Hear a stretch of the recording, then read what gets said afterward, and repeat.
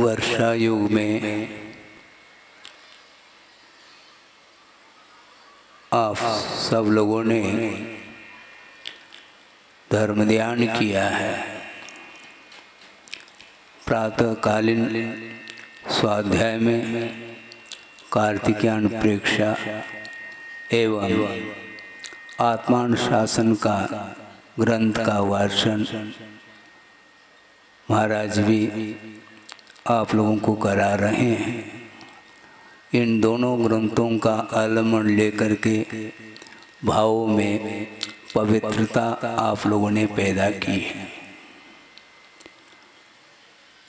और उसके पश्चात इन्हीं 2 महीने के बीच में ही पर्युषण पर्व भी आपके सामने आया, लेकिन ये ध्यान रखिए गया नहीं वो। हाँ, व्यावहारिक दृष्टि से कहने में आता है कि पर्युषण 10 लक्षण पर्व सामने आया और 10 दिन के उपरांत वह चला गया। एक व्यावहारिक भाषा है, किंतु धर्म कहीं जाता नहीं और कहीं से आता नहीं है। वो परिणाम है, आत्मगत विशुद्ध उज्ज्वल परिणाम का नाम ही धर्म है। और एक धर्म को लेकर के व्याख्यान आपने सुना है और उसके पश्चात लगभग 7-8 दिन हो चुके होंगे पर्व के लिए और इक्षावावनी पर्व यहाँ पर आप लोगों ने मनाने के लिए एकत्रित हुए हैं। और उसके पूर्व में यहाँ पर एक दृश्य हमें देखने को मिला और वह दृश्य अपने आप में प्रशंसनीय दृश्य था। और मैं इसलिए कहना चाहता हूँ कि कार्तिकेयन प्रेक्षा में स्वामी कार्तिकेय आचार्य उन्होंने कारिका दी है, बहुत प्रासंगिक वह गाता है और उसकी व्याख्या आचार्य शुभचंद्र देव करते हैं, इसलिए वह एकदम प्रासंगिक है। उसको संक्षेप में रखते हुए इस विषय को आगे बढ़ाना चाहता हूँ ताकि स्वाध्याय जैसा भी लगे। अपानम जो निंदई गुणवंतानम करे बहुमानम मन इंद्रियान विजयी स सर्व परायणो हो, ऐसा कहा। ये निर्जनान प्रेक्षा की ये कारिका है कि अपानम जो निंदई, जो अपने आत्मा की निंदा करता है, क्योंकि क्षमावनी पर्व है ना, ये बहुत उपयुक्त कारिका है, प्रासंगिक है। अपानम जो निंदई, जो अपने आत्मा की निंदा करता है, और गुणवंतानम करे बहुमानम कहा, जो गुणी व्यक्ति होता है उसके प्रति बहुमान का भाव रखा जाता है और रखना चाहिए। और गुणवंतानम का अर्थ टीकाकार ने बहुत अच्छा अर्थ दिया है कि सम्यक व्रत ज्ञानादि से युक्त जो श्रावक और मुनि। आप ध्यान दें, मात्र गुणी का अर्थ श्रवण ही नहीं, किंतु सम्यक दर्शन व्रत ज्ञान आदि से जो संपन्न श्रावक होता है वह भी प्रशंसा का पात्र होता है, ऐसा कहा। और मुनि नाम च, और मुनि तो है ही। तो इस प्रकार स्वयं आचार्य कह रहे हैं, क्योंकि धर्म की आराधना करने वाला मुख्य रूप से श्रवण इसलिए होता है क्योंकि साक्षात कर्म क्षय करने की पात्रता उस श्रवण में होती है, क्योंकि वीतरागता के साथ वह जीवन जीता है। राग की कणिका मात्र भी उसके हृदय में विद्यमान नहीं रहती है, इसलिए वह गुणी, विशेष रूप से गुणी माना जाता है। किंतु उस मुनि की आराधना करने वाले जो श्रावक होते हैं वो कम प्रशंसा के पात्र नहीं हैं। और आप लोगों ने जो ये यहाँ पर सम्मान का कार्यक्रम किया, बहुत अच्छा लगा। इसलिए अच्छा लगा क्योंकि इसका समर्थन स्वयं आचार्य कर रहे हैं। सोचो, विचार करो। वस्तुतः आप प्रशंसा नहीं चाहते, मैं मानता हूं, किंतु प्रशंसा अपने आप सामने होती है। प्रशंसा की नहीं जाती, किंतु कार्य को देखते हुए मन मान नहीं सकता कि वह प्रशंसा का पात्र नहीं है, ऐसा मन नहीं कहता। इसलिए स्वयं आचार्य कहते हैं, गुणवंतानम करे वो। गुणशु प्रमोदम भी कहा, जो गुणी होता है उसको देख करके मन प्रफुल्लित होना चाहिए। वहां पर ये तुलना नहीं की जा सकती कि ये मुनि है और ये श्रावक है, किंतु जहां पर बहुमान का प्रसंग आता है, वह जिसके हृदय में एक राय के बराबर भी क्यों ना गुण हो, उस गुण का बहुमान रखा जाना चाहिए और रखना चाहिए। बिल्कुल ये कर्तव्य होता है, क्योंकि गुणों की आराधना किए बिना ये क्षमावानी पर्व मनाना सार्थक सिद्ध नहीं हो सकता। क्षमावानी का अर्थ क्या होता है? अपने आत्मा की निंदा करो और श्रमण लो। जो व्रती होते हैं वो भी अनुव्रती हो अथवा महाव्रती हो, प्रतिदिन 3 बार वो प्रतिक्रमण करते हैं। और प्रतिक्रमण में क्या भाव किया जाता है? किए हुए दोषों का परिमार्जन करना होता है और अपनी निंदा करके अपने अतीत में अज्ञान दशा में प्रमाद के वशूत होकर के जो कुछ भी दूसरे के प्रति आलोचना का, निंदा का भाव यदि हुआ है, उसकी निंदा मैं करता हूँ। एक तो श्रमण कभी भी दूसरे की आलोचना नहीं करता है, क्योंकि सारे गुणों की आराधना करने वाले होते हैं, ऐसा तो है ही नहीं। किंतु जो आराधक होता है उनकी तो प्रशंसा करता है और अपनी अज्ञान दशा में किए हुए जो कुकृत्य है, पाप है, उसकी आलोचना वह निरंतर करता रहता है और इसके माध्यम से ही कर्मों की निर्जरा होती है। मन इंद्रियान विजयी कहा, मन और इंद्रियों के ऊपर विजय प्राप्त करने वाला वह श्रमण हुआ करता है और उसके माध्यम से वह निर्जरा प्रति समय असंख्यात गुणी निर्जरा करता हुआ सस्वरूप परायणो हो। ऐसा जो आत्मा में लीन होता है, किंतु आत्मा में लीन होते हुए भी जब वह प्रवृत्ति में आता है, उस समय वह प्रवृत्ति के दौरान एक इंद्रिय से लेकर के संगी पंचेंद्रिय तक जो भी जीव हैं, उनके प्रति मेरे मन वचन काय की चेष्टा के माध्यम से यदि विराधना हुई हो, दुख पहुंच गया हो, सामने वाला क्षमा मांगे इसकी प्रतीक्षा नहीं करता, किंतु वह क्षमा मांगता है। आप सोचिए, एक इंद्रिय से लेकर के संगी पंचेंद्र तक जीवों के प्रति क्षमा भाव धारण करने वाला व्यक्ति क्या आपसे क्षमा नहीं मांगेगा? क्या मांगता है और मांगना चाहिए।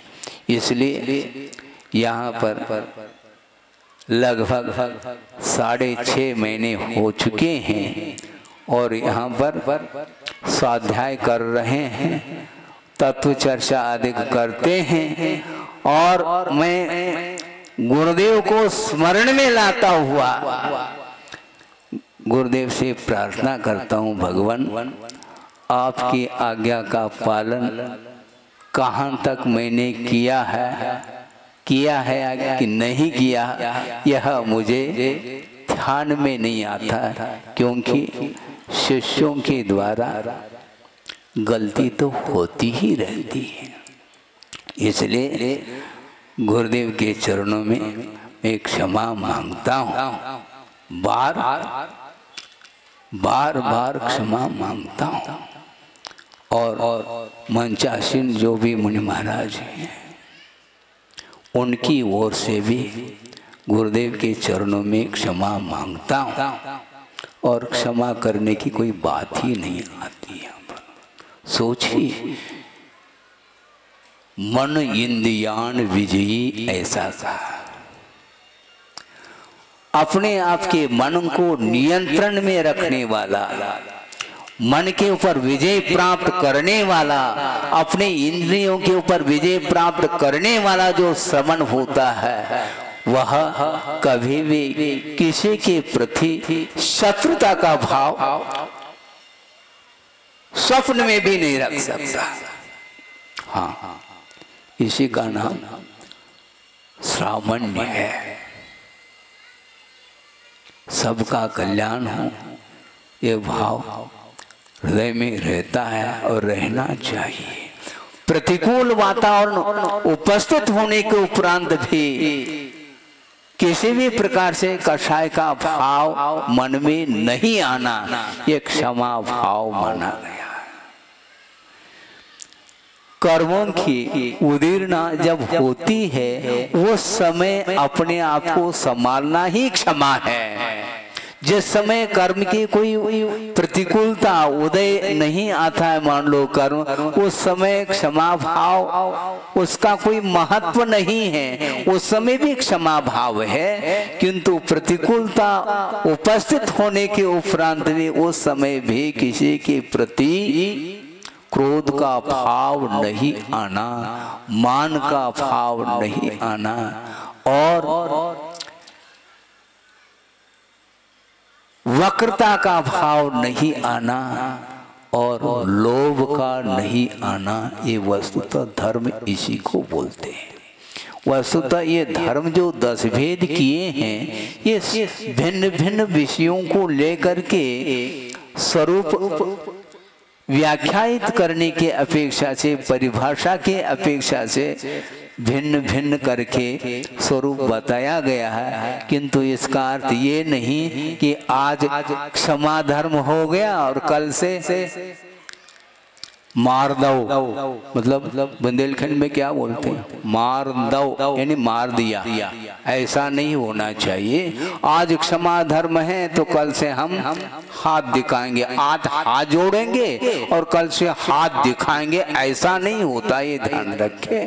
क्षमा का अर्थ प्रत्येक समय धर्म की आराधना की जाती है और करना चाहिए, ये कहा गया है। इसलिए मन और इंद्रियों को जो नियंत्रण में रखते हैं, इनके ऊपर जो विजय प्राप्त करते हैं और क्षण क्षण में अपने स्वरूप में लीन होते हैं, ऐसे श्रमण भी अपने अतीत के पाप के प्रति निंदा का भाव करते हैं और सामने कोई भी गुणवान व्यक्ति आता उनके प्रति बहुमान का भाव रखते हैं। ये अर्थ है। आपने सुना होगा, हमने तो सुना क्या, कई बार देखा है, और गुरुदेव ने ही ये भाव रखा है कि श्रावक आ जाता है, गृहस्थ आ जाता है और नमोस्तु बोल देता है। अब नमोस्तु बोलेंगे तो अब श्रवण क्या करेंगे, प्रतिवंदना करेंगे? हैं? नहीं करेंगे। करेंगे क्या? धर्म वृद्धिरस्तु, इस प्रकार आशीर्वाद वो देते हैं। इसमें क्या भाव निहित है, आप ही बोलो। आपके जीवन में भी धर्म की वृद्धि हो, इस भाव को लेकर के ही आपके प्रति वात्सल्यपूर्ण भाव के साथ आशीर्वाद वो देते हैं और समय समय पर आशीर्वाद के साथ आशीर्वचन भी देते हैं। भाव क्या है ये सोचो, विचार करो। इसलिए कभी भी मन में ये भाव नहीं लाना चाहिए कि क्या कि श्रमण है तो वो तो है ही, हम तो वहां तक नहीं पहुंच पाते महाराज। ये ध्यान रखो, ये कभी भी दीनता का भाव व्यक्त नहीं होना चाहिए। भावना अपनी जगह है कि महाराज हमारी भी भावना है, जल्दी जल्दी आप जिस प्रकार साधना कर रहे हैं, मोक्ष पथ पर आरूढ़ हैं, उसी प्रकार हम भगवान से और गुरु से प्रार्थना करते हैं कि हमें भी शक्ति वो प्राप्त हो। इस प्रकार भावना अलग वस्तु है। मान लो शारीरिक आदि की अपेक्षा से कठिनाई के कारण अथवा कुछ कर्म ऐसा व्यवधान उपस्थित करता है, मोह समाप्त करने की भावना होते हुए भी वह नहीं कर पाता है, ऐसी स्थिति में उसको दीनहीन होने की कोई आवश्यकता नहीं, क्योंकि आचार्य कहते हैं यह धर्म, जैन धर्म पंचम काल के अंत तक अविरल रूप से यह चलेगा। धर्म की आराधना करने वालों की संख्या हमेशा बनी रहेगी, श्रमण भी रहेंगे और श्रमण की आराधना करने वाले श्रावक भी विद्यमान रहेंगे, और इस प्रकार के श्रावकों के माध्यम से ही सर्वतोभद्र जैसे जनालयों का निर्माण क्यों नहीं होगा। हम तो दर्शन करेंगे, किंतु आप निर्माण करके दर्शन कर रहे हैं, ध्यान रखो, बड़ा अंतर है। हम निर्माण नहीं कर सकते, अपनी भूमिका अलग है, किंतु निर्माण करने के लिए मंगल में जो आशीष प्रदान किया है गुरुदेव ने, इसके माध्यम से कार्य कैसा रुक सकता है? कौन कहता है कि वह कार्य रुकने वाला है? संभव नहीं है, क्योंकि इस प्रकार की सभा में कम थोड़ी दान देने वाले, प्रत्येक व्यक्ति के भीतर अपने शक्ति के अनुरूप दान की भावना विद्यमान है, और उसके माध्यम से ये अनवरत रूप से ये कार्य चलता चला जाएगा। और आज सागर में ये सर्वतोभद्र जिनालय का निर्माण हो रहा है। इसी प्रकार पूर्ण आयु में भी विशाल जिनालय का निर्माण वहाँ पर भी निर्माण अधीन है। कुंडलपुर तो आप देख ही रहे हैं, अमरकंटक तक वो भी निर्माण कार्य लगभग पूर्ण हो चुका है, और विदिशा में भी समोचरण की रचना हो रही है। इस प्रकार जगह जगह पाषाण निर्मित जिनालयों का निर्माण आप लोग कर रहे हैं। इससे बढ़कर के और कोई भी वर्तमान में साथ से पुण्य का अर्जन करने का कोई साधन नहीं है श्रावकों के लिए।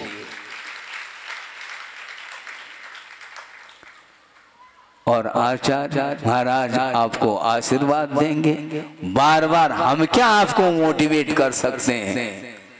मोटिवेट तो वहां पर बैठे बैठे पूरे जैन समाज के लिए वो कर रहे हैं। हाँ, इसको बोलते हैं धर्म प्रभावना। धर्म प्रभावना का अर्थ जिसका हृदय विशाल नहीं होगा वो कभी भी धर्म प्रभावना नहीं कर सकता। और गुरुदेव की दृष्टि अद्भुत दृष्टि है। एक प्रसंग आपके सामने रख रहा हूं, यदि समय नहीं हो रहा है तो, क्योंकि आगे भी है कुछ कार्यक्रम। हाँ हाँ हाँ, मणिया जी की बात है जबलपुर, और लगभग वह प्रसंग है 93 का। नंदीश्वर पर जो जिनालय बना है उसके पंच कल्याण का वह अवसर है, और उस समय पूरा संघ, आरिका संघ भी था, और आचार्य महाराज के साथ हम लोग सब बैठे हैं। उस समय का ये प्रसंग है। किसी सज्जन ने उस स्वाध्याय के दौरान जिज्ञासा रखी कि महाराज मोक्ष मार्ग पर कोई बढ़ना चाहता है तो उसके लिए किसका निर्देशन लेना चाहिए, मार्गदर्शन? बहुत अच्छी जिज्ञासा थी, और बहुत अच्छा इसका समाधान गुरुदेव ने दिया, बहुत संक्षेप शब्दों में, कि जो विजित मना है उसी से निर्देशन लेना चाहिए। तो मैं ये कहना चाहता हूँ कि आचार्य महाराज के बराबर कोई विजित मना है नहीं, इसलिए हमारा कर्तव्य बनता है जो भी मार्गदर्शन जिस दिशा में लेना चाहिए आपको उन्हीं के चरणों में जाकर के लेना चाहिए। आप हमारे पास भी आते हैं तो हम उन्हीं के पास भेजेंगे आपको, ये ध्यान रखो। हाँ महाराज दिशा बोध दो किसी ने कहा, हाँ बिल्कुल हम दिशा देते हैं, बोध वो दे देंगे आचार्य महाराज। हाँ हम दिशा दे रहे हैं, पूर्णायु में हैं, आप पहुंचिए और वहां पर बोध वो दे देंगे। बिल्कुल ठीक है कि नहीं? बिल्कुल ठीक है। जो विजित मना है उसके अलावा कोई भी मार्गदर्शक नहीं हो सकता, और मार्ग एक है तो मार्गदर्शक भी एक ही होंगे, ये ध्यान रखो। और उमा स्वामी महाराज कह रहे मोक्ष मार्ग, मार्गा बहुवचन का प्रयोग नहीं किया उन्होंने, इसलिए मार्ग जब एक है तो मार्गदर्शक भी एक ही होंगे। और आज हम लोगों के बीच आचार्य महाराज विराजमान हैं। आप कहेंगे महाराज हाँ आपके बीच कहाँ पर है? यही तो बात है, हमारे बीच का अर्थ क्या होता है? हमारे हृदय में, यानी प्रत्येक व्यक्ति के हृदय में आचार्य महाराज विराजमान हैं। तो ऐसे स्थिति में हमें हमारा कर्तव्य होता है, जब उनको हमने आस्था के साथ हृदय में बिठाया है तो हमें मार्गदर्शक कौन देने वाले? वही तो दे रहे हैं, वही देंगे। इसलिए जो विजित मना होते हैं उनके चरणों में हमारा नतमस्तक हमेशा रहेगा। इसलिए स्वयं कार्तिकेय स्वामी कह रहे हैं गुणवंतानम करे बहुमानम, जो गुणी होता है उसकी प्रशंसा मुक्त कंठ से करनी चाहिए। इसलिए करनी चाहिए क्योंकि दूसरे की प्रशंसा करने से उच्चतम गोत्र का बंध होता है। बंधुओं ये ध्यान रखें, यदि आप इसी प्रकार भविष्य में आगामी भव में भी यदि उच्च कुल को प्राप्त करना चाहते हैं तो गुण की प्रशंसा करने का आप निरंतर भाव रखेंगे, उसके माध्यम से उच्च गोत्र का बंध होता है।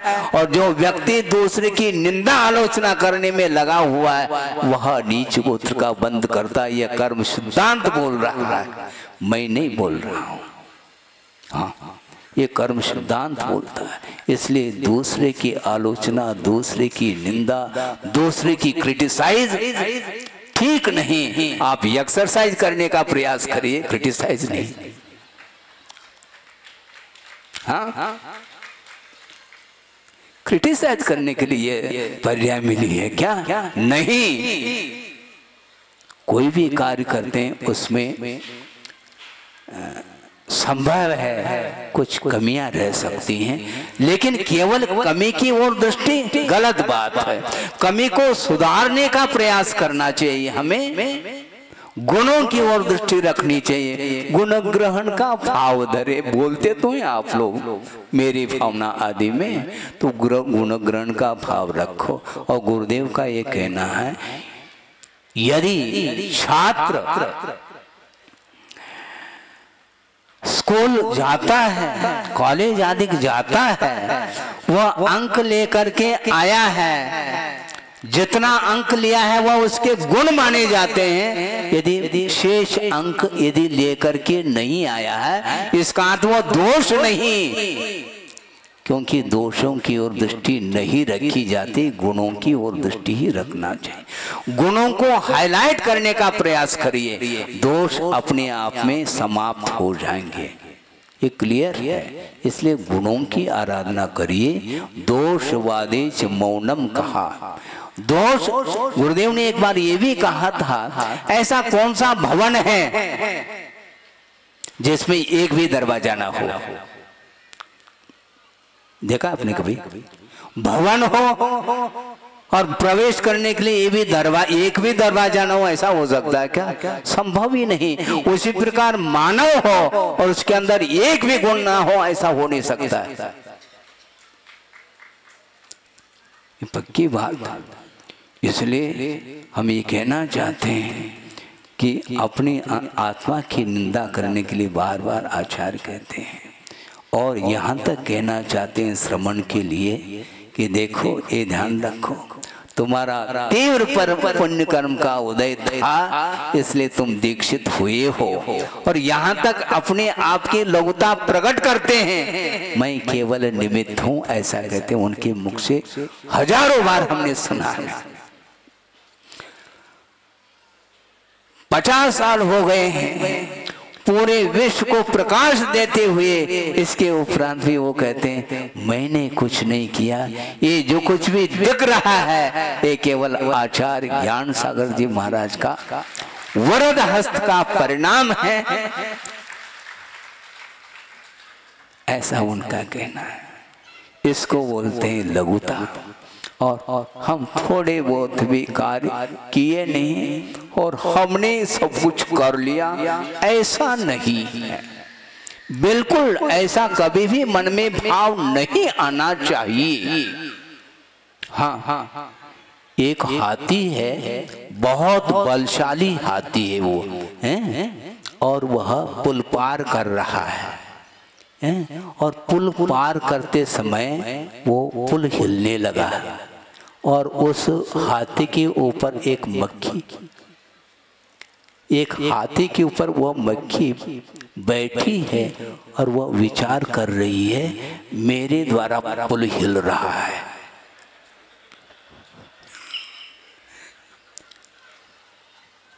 समझ में आ रहा है क्या? नहीं समझ में आ रहा है? उस मक्खी के द्वारा पुल नहीं हिल रहा है, ध्यान रखो, हाथी के द्वारा हिल रहा है। किंतु बात समझ में नहीं आती। हमारे अंदर छोटे छोटे गुण हैं और हम बैठे बैठे तारे तोड़ रहे हैं, ऐसा नहीं होता। ये गुरुदेव का ही एकमात्र प्रयास है। उन्होंने सर्वस्व गुरुदेव के चरणों में अपने आप को समर्पित किया है, जिसका परिणाम आज वर्तमान में देखने को मिल रहा है। जब मैं आया संघ में, उस समय कितने लोग थे? 3-4 ब्रह्मचारी जो हमसे पहले प्रवेश कर चुके थे, उसके बाद हमारा आना हुआ। और आज वर्तमान में देखते हैं तो जमीन आसमान का अंतर देखने को मिलता है। अनगिन हैं व्रती आचार्य महाराज के संग में। इसलिए कह रहा हूं कि साधना करते हुए पता नहीं कितने ब्रह्मचारी और ब्रह्मचारिणी बहनें घर में भी साधना कर रही हैं, और प्रतिभा स्थली में तो 400-500 के लगभग संख्या पहुंच गई है, ऐसा हमने सुना। ये सारे यंग एज में सारे एजुकेटेड पर्सन होते हुए भी और उदारता के साथ, समर्पण भाव के साथ छोटे छोटे बालिकाओं को संस्कार दे रहे हैं। इस प्रकार का संस्कार उन बहनों के अंदर जो आया है, उसमें कौन देने वाले हैं? आचार्य महाराज जी। सन 76 में कुंडलपुर में चातुर्मास हुआ। उस समय 3-4 छुल्लक हम लोग थे, और एक भी ब्रह्मचारिणी बहन और भाई कोई देखने को नहीं मिले थे। उसके बाद प्रारंभ हो गया है, और ऐसा कि अभी भी ऐसा लगता है कि कहीं फैक्ट्री तो नहीं चल रही है। व्रत ग्रहण करने वालों की संख्या ऐसी बढ़ती चली जा रही है। किसको बोलते हैं? इसको बोलते हैं साधना। और साधना के साथ जो ज्ञान की सुगंधी फैल जाती है, वो बहुत अद्भुत है। उस समय हमने सोचा कि इस प्रकार होना, ऐसा होगा, कोई किसी की कल्पना में बात नहीं आती। उस समय कौन सोचता था कि इस प्रकार ये रूप ले लेगा? लेकिन अनुमान अनुमान रह जाता, लेकिन ये ध्यान रखो वह वट वृक्ष का जो बीज होता है और बहुत खसखस के दाने के माफिक होता है, बहुत छोटा होता है, लेकिन वह उसका वपन हो गया मान लो तो वह किलोमीटर में फैलता चला जाता है। वही स्थिति यहाँ पर आप देख रहे हैं। इसलिए आप लोगों के बीच में पर्युषण पर्व आया और आज क्षमावाणी पर्व मनाने के लिए आप एकत्रित हुए हैं। सबके प्रति क्षमा का भाव हमारा है और क्षमा मांग हम 3 टाइम मांग लेते हैं। कोई इसमें कोई संकोच की कोई बात ही नहीं है, क्योंकि दोषों के प्रति निंदा यदि नहीं करेंगे तो किसकी निंदा करेंगे? हम अपने दोषों की निंदा अधिक करते हैं। और जो भव्य जीव आता है उसके लिए मार्गदर्शन देने के लिए गुरुदेव का बार बार संकेत रहता है, कभी भी अपने कर्तव्य को पूर्ण नहीं करना, कर्तव्य हमेशा करते चले जाओ, कर्तव्य से कभी भी विमुख नहीं होना चाहिए, ऐसा उन्होंने कहा। आपको बात समझ में आ गई? वो हाथी जो हाथी के माध्यम से जो पुल हिल रहा था, वो हाथी के द्वारा हिल रहा था कि उस मक्खी के द्वारा? मक्खी गुड़ के क्या बोलते हैं, गुड़ के डली पर वह बैठ जाती है, वो क्या बोलते, बड़े बड़े जो होते हैं हाँ परिया बोल रहे हैं महाराज। अब बड़े बड़े परिया रहती हैं और उसमें मक्खी भिन भिनाती रहती हैं, और उसने सोच लिया कि हमने जो ना दिन रात जो है उसी गुड़ की क्या परिया, हाँ उस पर वह बैठ बैठ करके अपने को वो बलिष्ठ समझ रही, वो ये गलत है। वो बलिष्ठ नहीं हुई, किंतु हाथी का वजन होता है, मक्खी का कोई वजन नहीं होता। इसलिए मक्खी उड़ सकती है लेकिन मक्खी के द्वारा वो पुल हिल नहीं सकता। इसलिए जो कुछ भी कार्य हो रहा है उसमें पूरा का पूरा आचार्य महाराज का ही आशीर्वाद है, और उनकी प्रसन्नता में ही सब प्रसन्न है, ये ध्यान रखो। हम प्रसन्न रह नहीं पाएंगे क्योंकि उनके माध्यम से मन में प्रसन्नता आती है। देव शास्त्र और गुरु की आराधना के बिना कभी भी मन में प्रसन्नता संभव ही नहीं है। अरबपति भी बन जाए तब भी वह धन के माध्यम से आनंद का अनुभव करना तो एक जगह है, किंतु मोक्ष मार्ग पर आरूढ़ होकर के मन में प्रसन्नता जो आती है, पहले भी हमने कहा था अभी भी कह रहा हूं कि मोक्ष मार्ग में श्रमण चलते हैं तो उनको क्या मिलता है?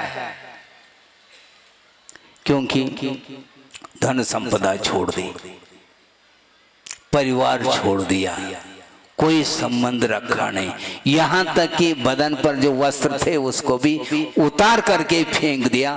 10 प्रकार के परिग्रहों का विमोचन करने के उपरांत भी उनको किस बात का आनंद हो रहा है हमें बताओ।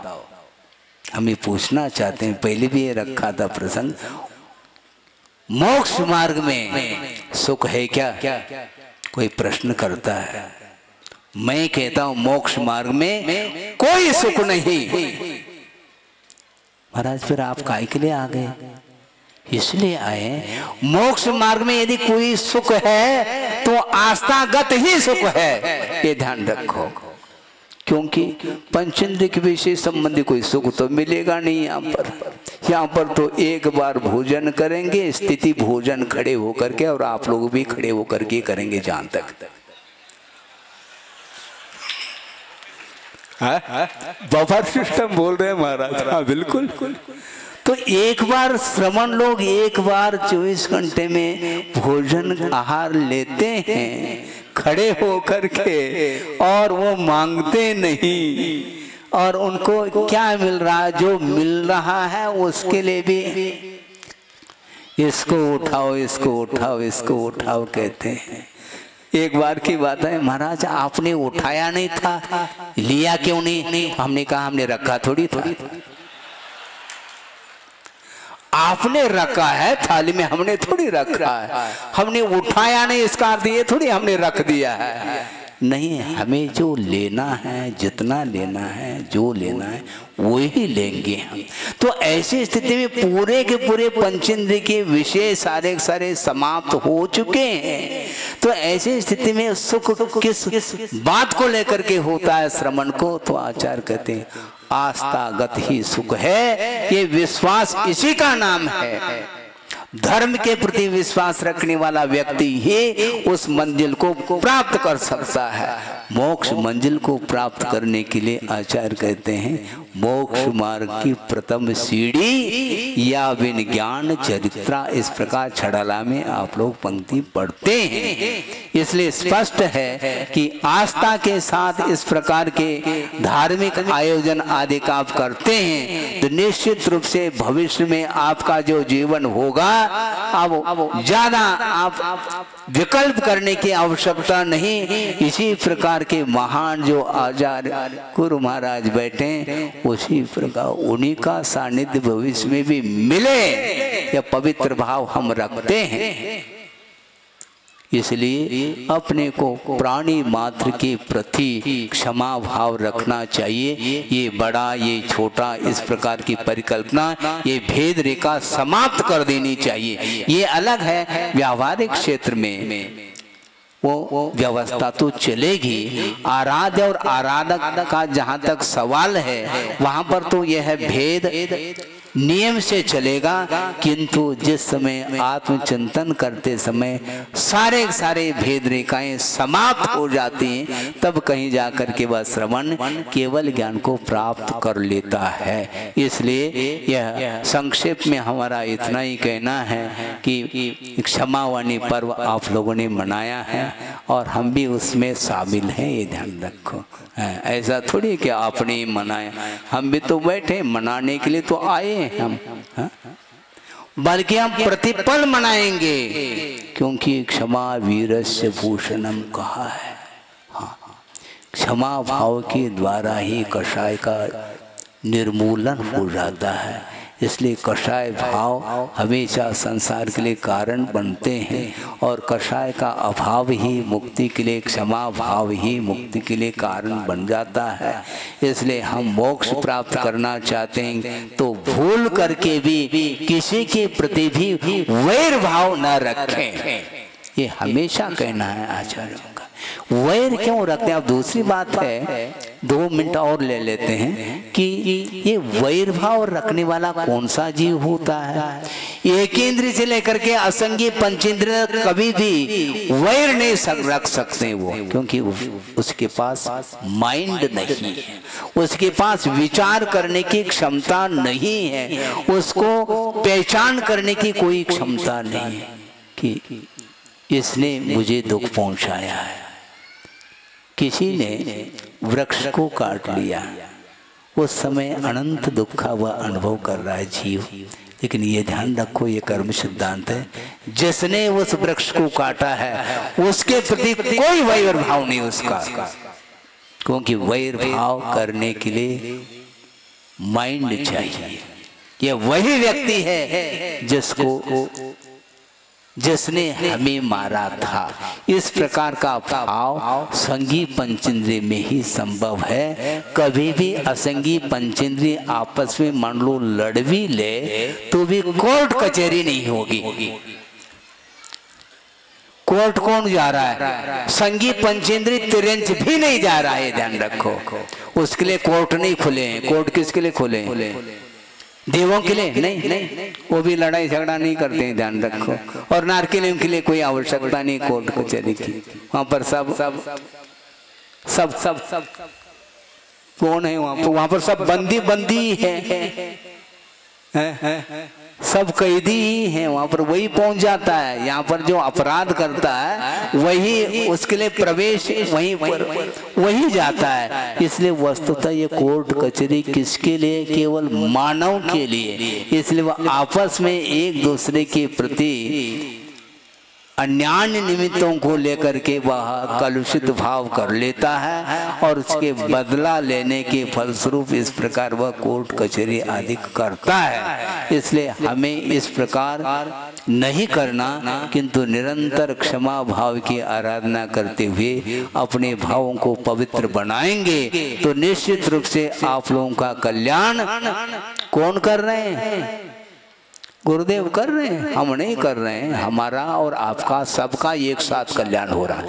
हमने एक बार कहा था और पुनः दोहरा रहा हूं कि आप लोग भी पेशेंट है और मैं भी पेशेंट हूं। हाँ, आप भी पेशेंट है, रुग्ण है, और मैं भी रुग्ण हूं। और वर्ल्ड फेमस कोई डॉक्टर है तो पूर्णायु में।